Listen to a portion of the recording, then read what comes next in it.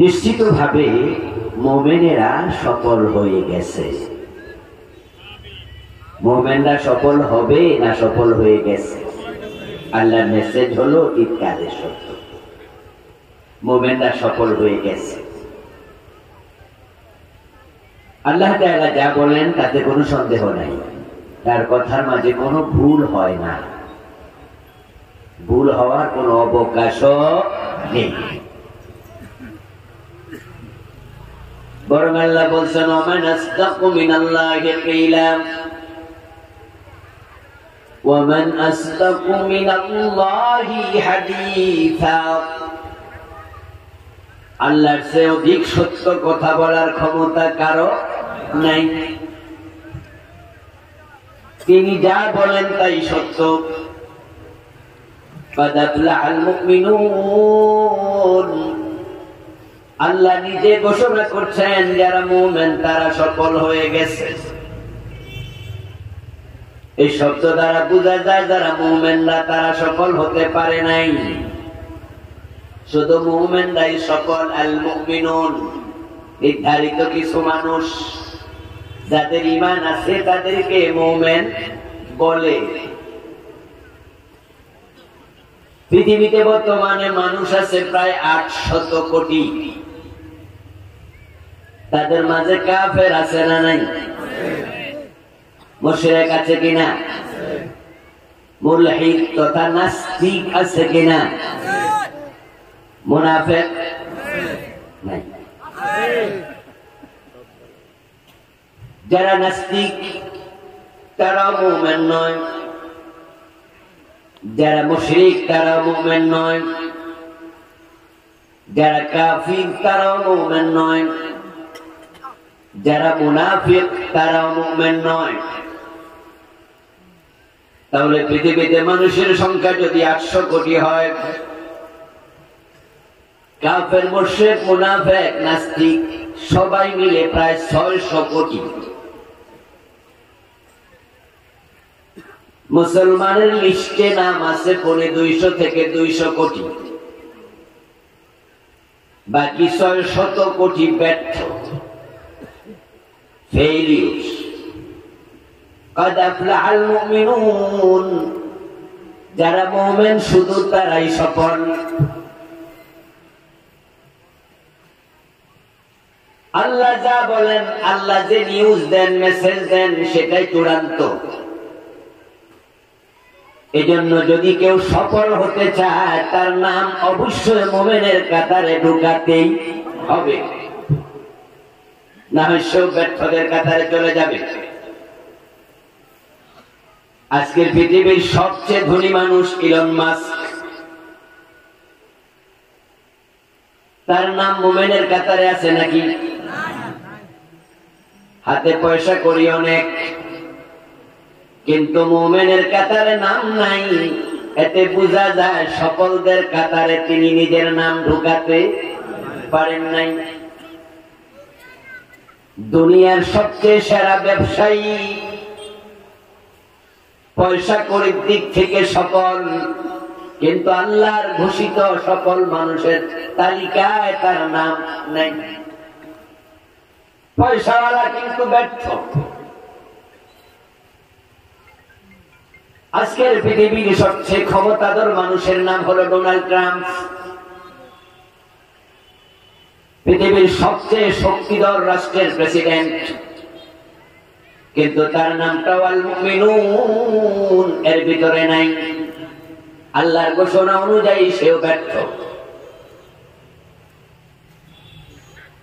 পৃথিবীর সবচেয়ে ধনী ছিল কারুন, কারুনের নাম মুমিনদের ভিতরে নাই। তাই ইলন মাস্কের মতো কারুনও ব্যর্থ। পৃথিবীর সবচেয়ে ক্ষমতাধর প্রেসিডেন্টদের মাঝে একজন ছিল ফেরাউন। ওই ফেরাউনের নাম আল মুমিনুন সবচেয়ে ভিতরে ঢোকে নাই, তাই ফেরাউনও ব্যর্থ। তার বিপরীতে বেলাল, খাব্বাব, খুবাইব, সুহাইল, আম্মার, এমন কিছু মানুষ যাদের থাকার ঘর ছিল না, রাসূলুল্লাহ জীবিতকালে বিয়ে করতে পারেন নাই, মসজিদে নববীর বারান্দায় ঘুমাতেন।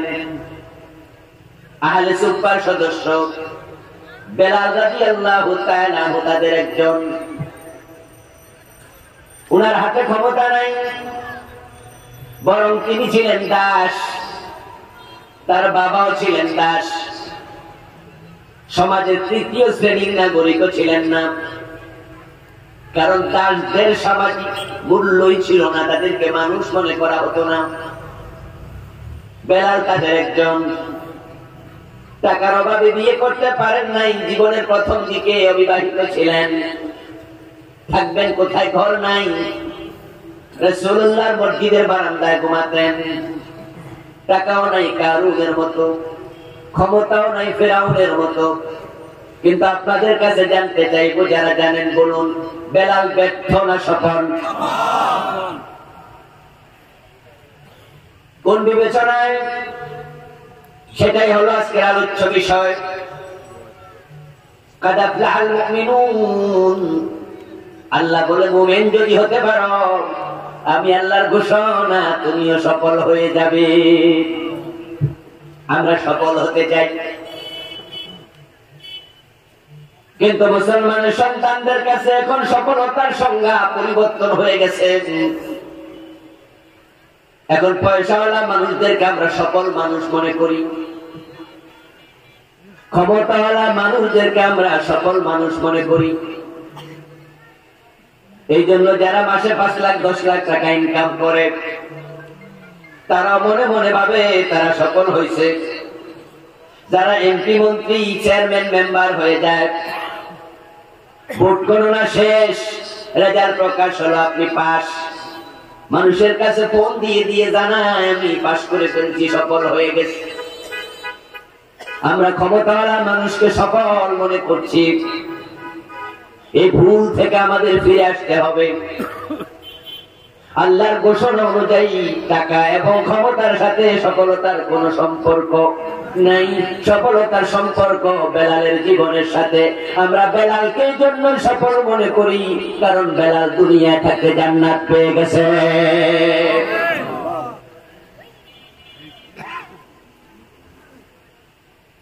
হযরত ওমর ফারুকের জন্য বলতেন, মান ইতাজ্জা বিমাকানিহি ফালইয়ানজুর ইলা ফিরআউন ওয়া মান ইতাজ্জা বিমালিহি ফালইয়ানজুর ইলা কারুন ওয়া মান ইতাজ্জা বিনাসাবিহি ফালইয়ানজুর ইলা আবি লাহাব ইন্নামাল ইজ্জাতু বিত্তাকওয়া। قال تعالى تلك الجنة التي نورث من عبادنا من كان تقيا। سبحان الله। অর্ধ দুনিয়ার সম্রাট ওমর বলতেন, ও দুনিয়ার মেম্বার, চেয়ারম্যান, এমপি, মন্ত্রী, প্রেসিডেন্টরা, তোমরা তো ছোট্ট জায়গার ক্ষমতা পাইয়া মনে করো তুমি সফল মানুষ। এবং তুমি যখন মন্ত্রী হও, তুমি যখন এমপি হও, প্রেসিডেন্ট হও, তখন দেশের কিছু মানুষ তোমাকে আইডল মনে করে। সন্তানদেরকে বলে উনার মতো হতে চেষ্টা করো। দেখুন আমাদের এলাকায় ও গরিব ছিল, এখন কোটি কোটি টাকার মালিক। নিজের ছেলেকে বলে তার মতো হওয়ার চেষ্টা করো। দেখো মুখের ছেলে এমপি হয়ে গেছে, মন্ত্রী হয়ে গেছে, তার মতো হওয়ার চেষ্টা করো। তোমাকে মানুষ আইডল মনে করে, অথচ আমি ওমর বলছি, শোনো, তোমরা যারা ক্ষমতার সাথে সফলতা আছে মনে করো, তারা ফেরাউনের দিকে নজর করো। আপনাদের কাছে আমি জানতে চাইবো, ওমরের বক্তৃতার সাথে আপনাদের দ্বিমত না একমত? ফেরাউন সফল না ব্যর্থ? এখানে আমরা যারা আছি, যদি কেউ কাউকে ফেরাউন বলে ডাক দেয়, খুশি হবেন? রেগে যাবেন? বরং সে এমন ব্যর্থ মানুষ, তার নামটা পর্যন্ত গালিতে রূপান্তরিত হয়েছে। এবারে কি একটা ফেরাউন, এটা বলার সাথে সাথে আপনি বলবেন কি করি? আমার প্রিয় ভাই, তার নাম পর্যন্ত আজকে গালিতে রূপান্তরিত হলো। ওই ক্ষমতাধর ফেরাউনের লাশটা আজ পর্যন্ত পৃথিবীর বুকে আছে কিনা? প্রায় ৩১০০ বছর লোহিত সাগরের পানি মাঝে আল্লাহ বাসবান রেখে দিয়েছিল। ফেরাউনকে আল্লাহ পানিতে ডুবালেন, কিন্তু তার লাশ গলতে দেন নাই, পচতে দেন নাই, হাঙ্গর তিমিকে গিলতে দেন নাই। পবিত্র কোরআনে আল্লাহ তাআলা বলেন, আল-ইয়াওমা নুনাজ্জিকা বিবাদানিক লিতাকুনা লিমান খালফাকা আয়া।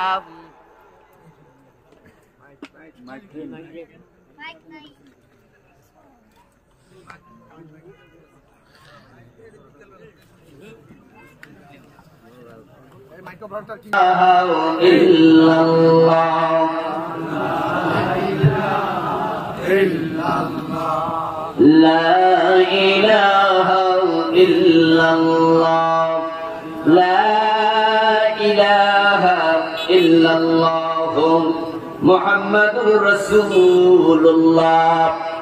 প্রিয় ভাইরা, বলছিলাম ফিরআউনকে আল্লাহ বলে, আল-ইয়াওমা নুনাজ্জিকা বিবাদানিক, ও ফিরআউন তোকে ডুবালাম, চুবালাম, মারলাম, কিন্তু তোর দেহটাকে নাজাত দিলাম, এটাকে আমি রেখে দিলাম, এটা পানিতে গলবে না, কোন প্রাণী বক্ষণ করবে না। লিতাকুনা লিমান খালফাকা আয়া, যেন তোর লাশ থেকে পরবর্তী প্রজন্ম শিক্ষা নিতে পারে ক্ষমতার সাথে সফলতার কোন সম্পর্ক নাই।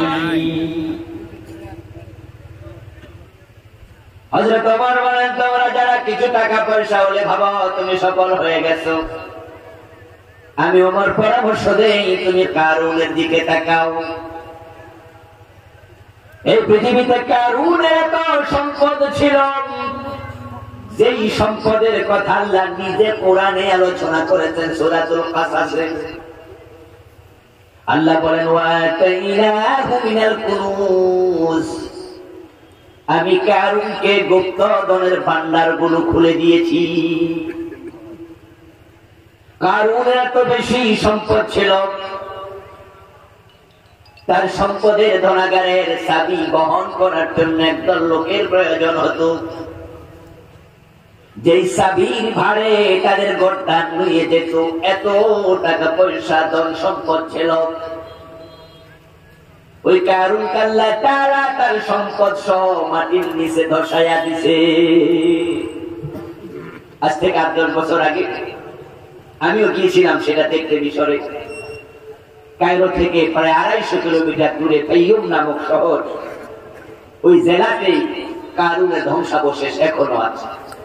বিশাল জলাশয়, সমুদ্র, সবটাই ছিল কারুনের একা। আল্লাহ সবটা সহ মাটির তলায় ধসিয়ে দিয়েছেন। কিয়ামত পর্যন্ত নিচের দিকে যেতেই থাকবে, যেতেই থাকবে। কারুনকে তার সম্পদ রক্ষা করতে পারে নাই। বলুন তো, আজকের পৃথিবীতে কারুন কি নন্দিত না নিন্দিত? পৃথিবীর মানুষের কাছে সফল না ব্যর্থ? কেউ কাউকে কারুন বললে খুশি হয় না বেজার হয়? তাহলে বোঝা গেল সম্পদের সাথেও সফলতার কোন সম্পর্ক নাই। হযরত ওমর বলেন, ইন্নামাল ইজ্জাতু বিত্তাকওয়া, বরং ইজ্জত, সম্মান, সফলতা সবটা জড়িত তাকওয়ার সাথে, ঈমানের সাথে। কাদ আফলাহাল মুমিনুন, পয়সাওয়ালা সফল নয়, ক্ষমতাওয়ালা সফল নয়, বরং যার ঈমান আছে আল্লাহ কইছে সফল হয়ে গেছে। আল্লাহর বড় দয়া। আজকের মাহফিলে আমরা যারা এসেছি, আমরা মায়ের পেট থেকে দুনিয়া আসার সাথে সাথে আমাদের কানে ঈমানের মেসেজ পৌঁছে গেছে।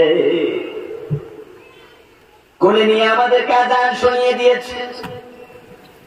আমরা ছোটবেলায় মুক্তবে কালেমা শিখেছি।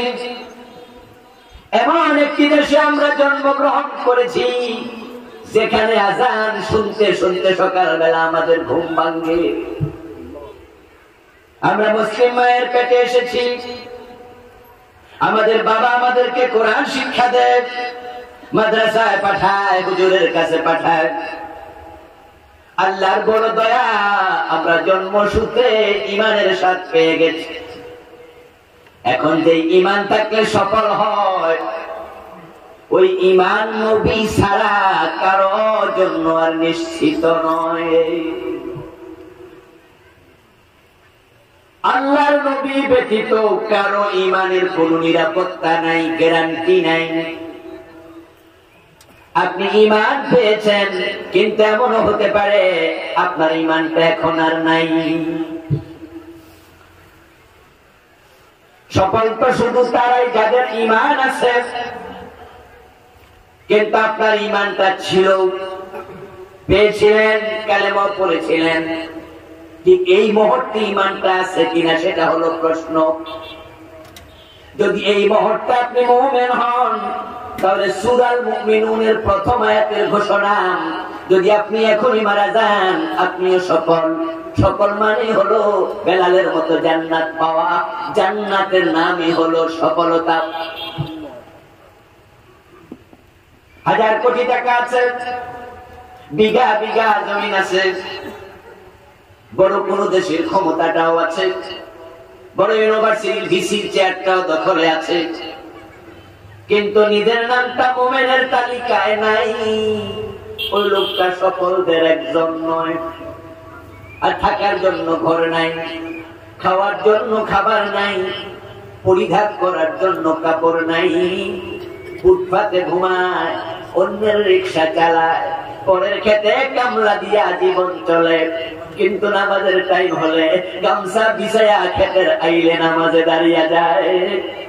রিক্সা চালায়াও নামাজ কাজা করে না, চৈত্রের দুপুর রিক্সা চালায়, এরপর রোজা ভাঙ্গে না। এমন 2-4 জন আছে না নাই? যারা এই চরিত্রের মানুষ, গরিব হলেও তারা সফল মানুষ। আল্লাহ বলছেন, ফামান যুহজিহা আনিন নারি ওয়া উদখিলাল জান্নাতা ফাকাদ ফাজ। যাকে জাহান্নাম থেকে নিষ্কৃতি দেয়া হলো এবং জান্নাতে যাওয়ার অনুমতি দেয়া হলো, শুধু ওই লোকটা সফল হয়ে গেল। যে জান্নাত পায় নাই সে ব্যর্থ মানুষ। তাহলে সফলতার নাম হলো জান্নাত। আজকের এখানে আপনারা আমরা যারাই আছি, নিজেকে খুঁজুন, এই মুহূর্তে মরলে আপনি জান্নাতি হবেন কিনা? আজকে সুদে টাকা লাগানো আছে কিনা? আজকে আপনি ঘুষ খেয়েছেন কিনা? আজকে নামাজ কাজা করেছেন কিনা? আপনার মেয়েটা বেপরদায় স্কুলে বোরকা ছাড়া যায় কিনা? আপনার নিজের বউটা বেপরদায় বাজার যায় কিনা, রাস্তায় হাঁটে কিনা? আপনার সাথে হারামের কোন সংযোগ আছে কিনা? এই মুহূর্তে আত্মসমালোচনা করে দেখুন। قال رسول الله صلى الله عليه وسلم الكيس من دان نفسه وعمل لما بعد الموت। দুনিয়ার সবচেয়ে সচেতন লোক হলো সে, যে আত্মসমালোচনা করতে জানে।